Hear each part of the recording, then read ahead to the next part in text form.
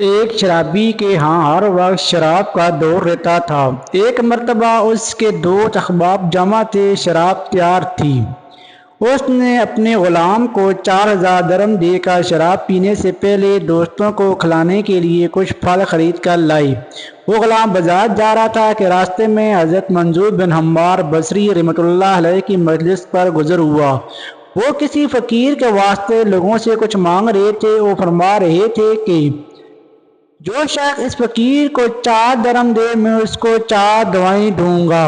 اس غلام نے وہ 4 درہم اس فقیر کو دے دیے۔ حضرت منصور رحمۃ اللہ علیہ نے فرمایا، بتا کیا دعائیں چاہتے ہیں؟ غلام نے کہا، میرا ایک آقا ہے، میں اس سے خلاصی چاہتا ہوں۔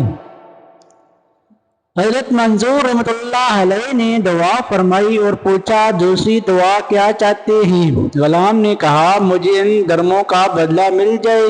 حضرت منصور رحمۃ اللہ علیہ نے اس کی بھی دعا کی اور پھر پوچھا، تیسری دعا کیا ہے؟ غلام نے کہا، حق و تعالی و شان میری سردار کو توبہ کی توفیق دے اور اس کی دعا قبول کرے۔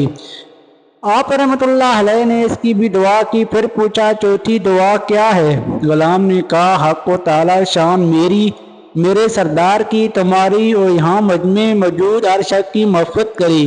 حضرت منصور رحمۃ اللہ علیہ نے اس کی بھی دعا کی۔ اس کے بعد وہ غلام خالی ہاتھ اپنے سردار کے پاس واپس چلا گیا۔ سردار اس کے انتظار میں تھا، دیکھ کر کہنے لگا، اتنی دیر لگا دی ہے؟ غلام نے قصہ سنایا۔ سردار نے ان کی دعاؤں کی برکت سے بجائے غصہ ہونے اور مارنے کو یہ پوچھا، کیا کیا دعائیں کرائیں؟ غلام نے کہا، پہلی تو یہ کہ میں غلامی سے آزاد ہو جاؤں۔ سردار نے کہا، میں نے تجھے آزاد کر دیا۔ دوسری کیا تھی؟ غلام نے کہا، مجھے ان درموں کا بدلہ مل جائے۔ سردار نے کہا، میری طرف سے تمہیں 4000 درہم نظر۔ تیسری کیا تھی؟ غلام نے کہا، حق و تعالی و شان تمہیں شراب وغیرہ فقر و فاجت سے توبہ کی توفیق دے۔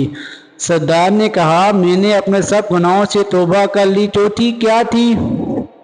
غلام نے کہا، حق و تعالی و شان میری، آپ کی، ان بزرگوں کی اور سارے مجمع کی مغفرت فرما دی۔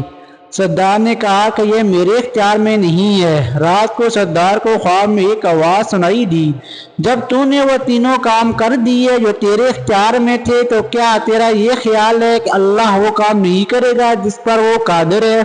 اللہ نے تیری، اس غلام کی، منصور کی اور اس سارے مجمع کی مغفرت کر دی۔